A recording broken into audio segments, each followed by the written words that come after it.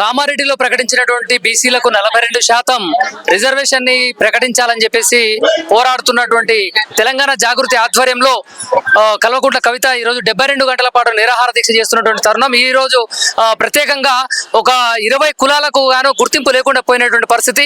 బుడగ జంగాలు కావచ్చు, గంగరెద్దులు ఆడించేటువంటి వాళ్ళు కావచ్చు, పూసలు కావచ్చు, ఇలా చెప్పుకుంటూ పోతున్నటువంటి ఒక 20 కులాలకైతే గుర్తింపు సరైనటువంటి గుర్తింపు లేదు.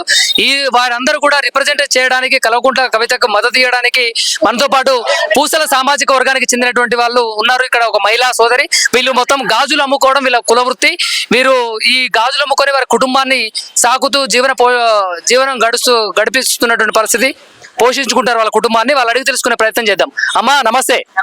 ఎక్కడి నుంచి వచ్చారమ్మా? మేము బీబీ నగర్ యాదాద్రి భువనగిరి. కవితక్కని కలిసారా? కలిసాను. ఏమన్నారు? ఏం మాట్లాడసారి చూస్తామన్నాను, కలిసి వచ్చినాం అంతే. మా పెద్ద మనుషులకు చెప్పినాం మా బాధ, వాళ్ళే మాట్లాడుతున్నారు. మా అధ్యక్షులు ఇట్లా వచ్చారు, వాళ్ళు మాట్లాడుతున్నారు. మాకు గుర్తింపు లేదన్న, మాకే గుర్తింపు లేదు. పూసలలో అంటే ఎవరో అన్నట్టు ఉంది. అందరికి అన్ని కులాలకు లేక మా కులాలకు గుర్తింపు లేదు. మా కులాలకు గుర్తింపు కావాలని కవితక్క దగ్గరకు వచ్చినాం మేము, మమ్మల్ని గుర్తించాలని. కవితక్క మీకు అండగా ఉంటా అన్నది, ఏమనుకుంటారు మీరు? అక్క అండగా ఉంటా అంటుంటే అక్క అండగా ఉంటదని నమ్మకంతోనే వచ్చినాం ఇంత దూరం మేము. ఇంత దూరం వచ్చిర్రు మరి అనంతపురం అమ్మా? బీబీ నగర్ నుంచి వచ్చిర్రు.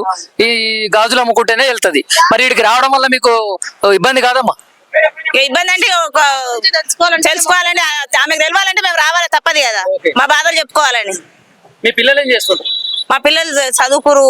అంటే మీకు గుర్తింపు లేదు కదా, గుర్తింపు లేదు కాబట్టి పిల్లలకు కూడా కావాలి అని మా పిల్లలకు. మా మా మా కాలం గడిచిపోయింది, ఇప్పుడు పిల్లల భవిష్యత్తులోనే బాగుండాలి. మమ్మల్ని గుర్తించాలని వచ్చినాం మేము ఆ నుంచి ఇంత దూరం. కలిస్తే మన సాయం చేస్తా అన్నదా? ఇక అది మా పెద్ద వాళ్ళకి తెలుసు, మాకు తెలియదు.